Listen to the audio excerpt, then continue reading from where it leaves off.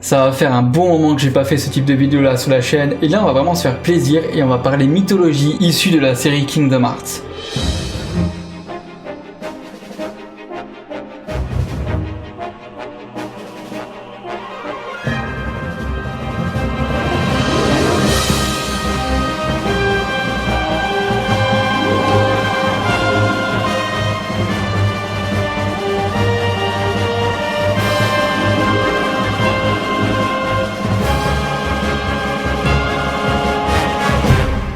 Bon, à la base, je voulais faire une vidéo spécialement sur les personnages qui ont été dévoilés récemment, qui sont juste derrière, mais on va voir vraiment plus large. Alors, avec quelques recherches, on arrive à créer des liens avec certaines mythologies existantes dans notre histoire, que ce soit du domaine religieux ou fantastique. Je vais essayer d'expliquer les dessous de la série Kingdom Hearts dans cette vidéo, donc il y aura beaucoup de choses étymologiques par rapport à certains noms de personnages, donc de Kingdom Hearts, et issus de ces mythologies.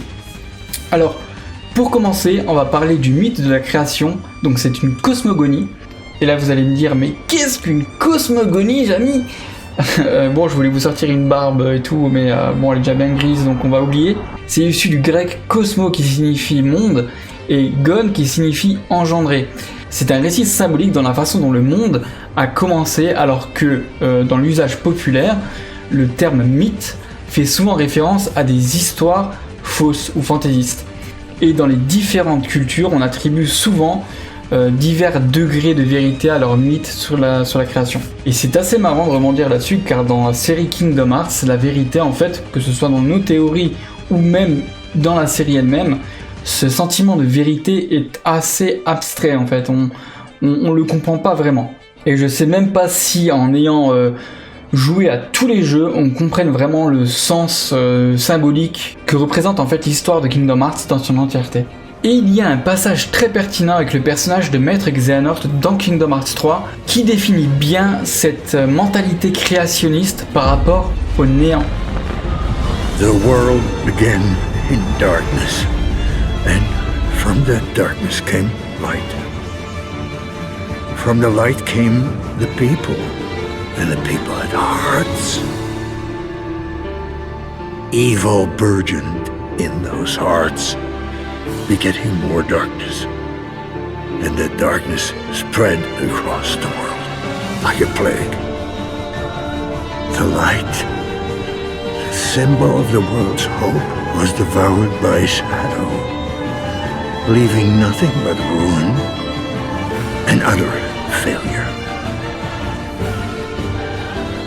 But the first light, the light of Kingdom Hearts, it can give us a new start. An empty world, pure and bright. Ex nihilo signifie en latin à partir de rien ou à partir du néant. Mais en fait, rien ne part du néant. Cela signifie que l'univers a été formé à partir d'une matière inconnue et perpétuelle, dont la création à partir du néant ou à partir de rien, c'est en fait une matière qui n'est pas éternelle. Mais elle a dû être créée par une cause infinie, sans raison apparente, et dans le mythe de la création, à partir du chaos, il n'y a au départ rien d'autre qu'une étendue indéfinie et informe. Et dans ces récits, le mot chaos signifie désordre. Et cette étendue informe, que l'on appelle aussi parfois un vide ou un abîme, contient la matière avec laquelle le monde créé sera fait. Et ces mythes associent le chaos au mal et à l'oubli, alors que, par opposition, l'ordre est représenté par le cosmos, qui représente le bien. On a vraiment les mêmes symboliques dans Final Fantasy Dissidia, par exemple, ou dans l'œuvre Fabula Nova Crystallis. L'univers de Fabula Nova Crystallis est divisé en deux en fait.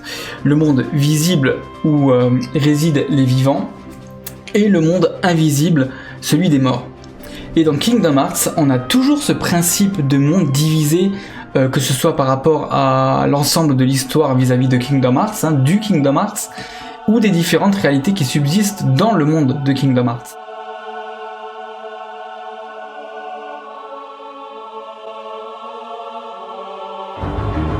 Qu'est-ce que le royaume des ténèbres? Donc le royaume des ténèbres représente vraiment les ténèbres de tous les mondes, contrairement au royaume de la lumière. Dans les ténèbres, il n'y a pas de temps. Le temps n'existe pas.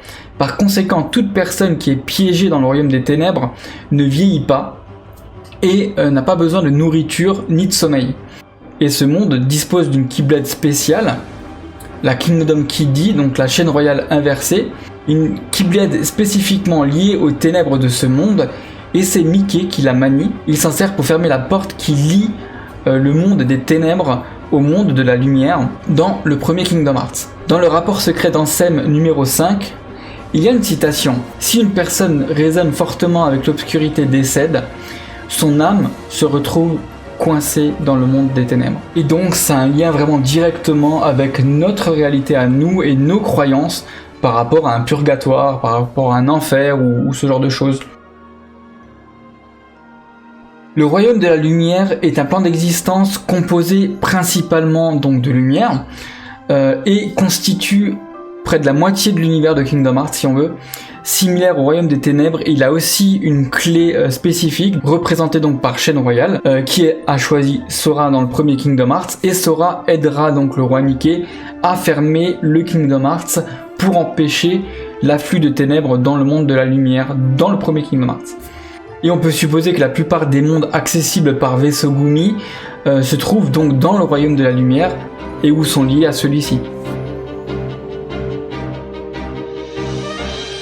Il existe aussi le royaume de l'entre-deux-mondes. C'est le troisième plan d'existence de la série Kingdom Hearts et il se situe entre le royaume de la lumière et des ténèbres. Jusqu'à présent, les seuls mondes connus à exister dans ce plan sont le monde de Traverse, le Manoir Oblivion, la Cité du Crépuscule et Illusiopolis. Chaque monde est soit plus proche du royaume de la lumière ou soit du royaume des ténèbres, à l'exception de la Cité du Crépuscule qui se trouve exactement au milieu. Et la tour de Yenzid existe également dans ce royaume.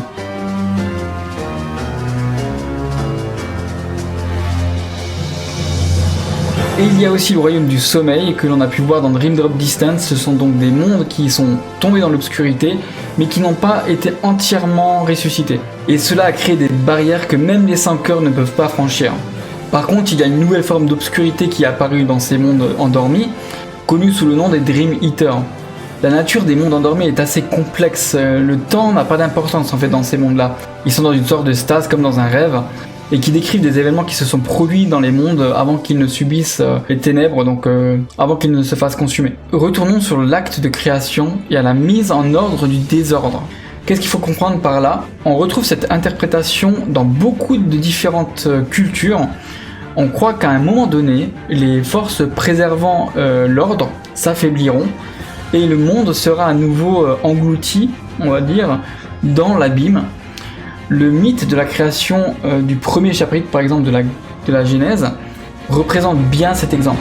The final passage reads, "On that fated land, a great war shall transpire. Darkness will prevail, and the light expire." Isn't it our duty as Keyblade wielders to prevent this war from taking place? Not possible. You really think you can change the future? Then what do you want us to do? We have to focus on what comes after. There's no use thinking of ways to change events that we know are gonna happen. All worlds begin in darkness, and also end. The heart is no different. Et dans ce cas-là, on peut faire un parallèle par rapport au personnage du sans-cœur de Xehanort qui est omnibulé par les ténèbres. Et il fait souvent le constat que tout commence par les ténèbres et tout se terminera dans les ténèbres. Et ça, c'est pour le désordre. Le désordre est représenté par exemple par Ansem, donc le chercheur des ténèbres, donc le sans-cœur de Xehanort. Pour le côté ordre, donc on a Cosmos. Et le cosmos est représenté plus, en tout cas dans le mythe de Kingdom Hearts, est représenté par les enfants. Donc les enfants qui ont rétabli le monde grâce à des fragments de lumière. Ça, c'est la légende de Kingdom Hearts. Donc jadis, la paix régnait et les peuples vivaient dans la chaleur de la lumière. Tout le monde aimait la lumière, mais les gens ont commencé à se battre pour se l'approprier. Et les ténèbres sont apparues dans le cœur des gens. Elles se sont propagées, engloutissant la lumière et bon nombre de cœurs. Elles recouvrirent tout. Le monde a disparu. mais des fragments de lumière avaient survécu dans le cœur des enfants. Grâce à ces fragments, les enfants ont pu reconstruire le monde disparu. Par exemple, dans la mythologie nordique, nous avons 9 mondes issus de l'arbre du monde. 9 mondes pour les races des dieux, des hommes et des monstres. Et cet arbre est nommé Yggdrasil. Ses racines sont irriguées par les Norns, et ces racines représentent le serpent. Donc le serpent dans la mythologie, enfin dans certaines religions, est beaucoup représenté comme le mal. On pourrait même aller jusqu'à dire que Scala ad Caelum est en fait une représentation d'Yggdrasil. Pour le moment, les Norns ne sont représentés que par Skuld et Urd. On n'a pas encore de confirmation pour le personnage de Verdandi, est-ce que ce sera vraiment un personnage qui sera intégré dans l'univers de Kingdom Hearts ou pas. On n'a pas vraiment de référence par rapport à ça. Et c'est là où ça devient intéressant par rapport à la mythologie. Les Norns sont celles qui décident de la destinée de tous. Non seulement des hommes, mais aussi des dieux. Elles connaissent le destin de chacun et nul ne pourrait s'y soustraire. Urd représente donc le passé, qui semble la plus ancienne. Verdandi le présent et Skuld l'avenir. A noter que Skuld est aussi le nom d'une Valkyrie. Il y a un élément à savoir aussi, c'est que Aiza et Lee, dans leur jeunesse, ont fait la rencontre d'une jeune fille et il se pourrait qu'elle ait un lien avec justement ce passé assez mystérieux. Et il faut savoir aussi que Aiza a une signification aussi dans la mythologie nordique et par rapport par exemple au loup et à la lune et au froid apparemment et à la glace. Donc c'est assez marrant à noter aussi. Xehanort la recherche également. Et il pourrait s'agir de la Norn de l'avenir, donc Skuld. Après dans la communauté de Kingdom Hearts on spécule pas mal là-dessus. Ce personnage s'appelle le fameux Projet X. On notera aussi les artworks de Skuld et de Urd par rapport à une ressemblance avec le personnage de Xehanort par rapport aux yeux. Elles ont les yeux jaunes. Et là je me pose la question, si le personnage de Verdandi nous sera dévoilé un jour, ce serait bien de voir si ce personnage-là aura les yeux jaunes. Et je me demande si ces yeux jaunes ne sont pas un lien par rapport à la vision du passé, du présent et du futur. Bon, après, certains auteurs considèrent les Norns qu'il n'y aurait pas forcément d'association par rapport au passé, au présent et au futur, mais qu'elles représenteraient dans leur ensemble plus une vision globale du destin en fait. Et donc là, on va enfin venir sur les autres personnages représentés sur l'artwork derrière moi. Donc sur l'artwork qui nous a été dévoilé, on continue avec les différents personnages issus de la mythologie nordique avec Hermod.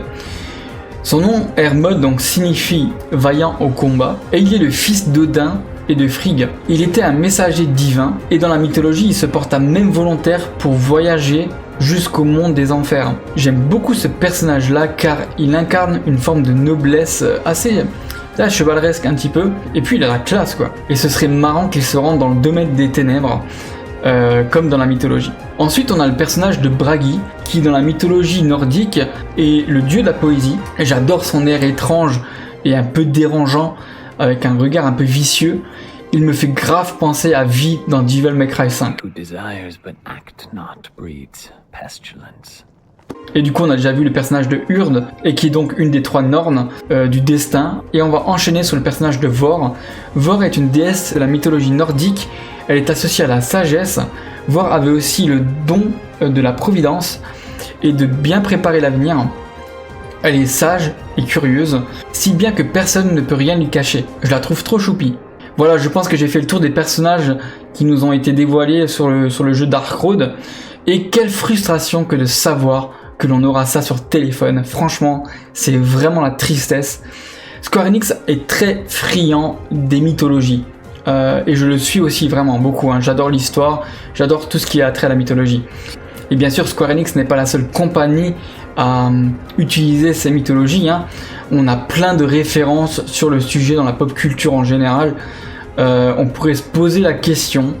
Est-ce que c'est juste par pur signe de paresse de la part des créateurs ou d'une facilité afin d'assimiler l'œuvre dans un grand tout? Et Kingdom Hearts pour moi représente vraiment ce grand fourre-tout, le plus grand fourre-tout jamais créé dans l'univers du jeu vidéo. Car sans compter l'apparition de noms issus de la mythologie nordique, comme on a retracé dans cette vidéo, On a également les prophètes, donc dans Kingdom Hearts Key, les prophètes représentés par les 7 péchés capitaux. Donc je vais vous épargner les 7 péchés capitaux dans cette vidéo. Je pense qu'on fera une partie 2 de cette vidéo. Il y a tellement de choses à voir par rapport à la mythologie, donc on en parlera très prochainement. Et donc les 7 péchés capitaux sont issus de la religion catholique. On a aussi Sora, Riku, Kairi, Terra, Aqua et Ventus, qui représentent des noms tels que la terre, le ciel ou la mer, voilà. Donc ce genre de représentations, voilà, sont très ancrées dans la série Kingdom Hearts. Et on peut voir un certain attrait en ce moment par rapport à la mythologie nordique entre God of War, qui à l'époque a fait fort, donc vraiment avec le personnage de Kratos, et maintenant Ubisoft avec Assassin's Creed Valhalla, la nouvelle tendance chez les développeurs de jeux vidéo de puiser dans l'imaginaire des mythologies ou des religions. C'est sans compter le personnage de Yu Sora que je vais omettre dans cette vidéo parce que ce serait voilà, trop long. Mais il s'inscrit dans la légende de Fabula Nova Crystallis. C'était un projet cher à Tetsuya Nomura, où la vie et la mort représentent beaucoup d'éléments issus des différentes mythologies que j'ai essayé de décrire dans cette vidéo, et bien sûr le défunt Final Fantasy Versus 13, qui, ne l'oublions pas, devait emprunter des éléments fantastiques basés sur notre réalité à nous. Ne l'oublions pas, nos mythes sont issus de notre réalité. Et j'espère vraiment que la vidéo vous aura plu. Donc n'hésitez pas à liker et à vous abonner à la chaîne si ce n'est pas déjà fait, sans oublier de mettre la petite clochette. Et si ça vous dit aussi, n'hésitez pas à laisser un commentaire pour essayer de débattre par rapport à ce que j'ai dit dans cette vidéo. Donc sur ce, portez-vous bien et je vous dis à très vite sur la chaîne. Des gros bisous!